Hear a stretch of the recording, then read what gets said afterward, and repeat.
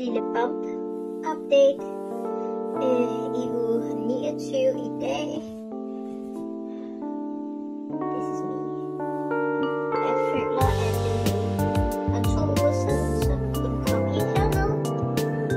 Og det kan den så helt mere. Hver gang jeg gør noget, så bliver det bare sådan en crop top. Det er en vanlig video. Mave. Det er bare større og større. Den ligger stadig ret højt op.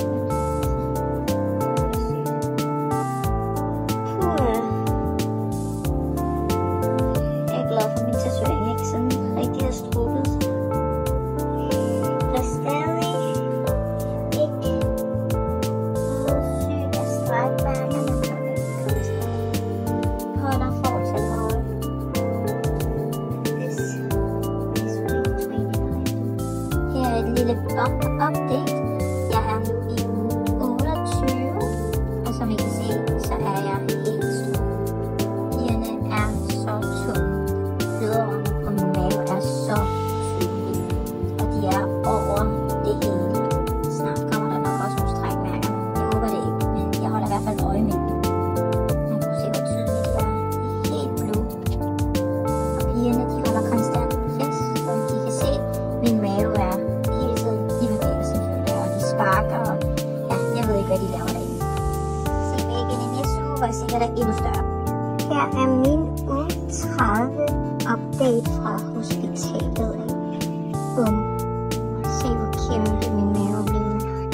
Altså jeg er ved at springe. Blødårene bliver også tydeligere og tydeligere, synes jeg. Men ja, jeg kan se hvor meget det stikker ud. Det er fra min hospitalseng, hvor jeg skal være i 10 dage endnu. Så alle mine updates kommer nok til at være herfra.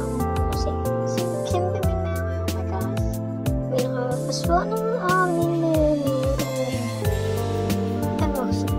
Der er også begyndt at komme nogle strækmærker, hvis I kan se dem. Der er sådan, ja, I kan se sådan 3-4 striber lige der ved navlen.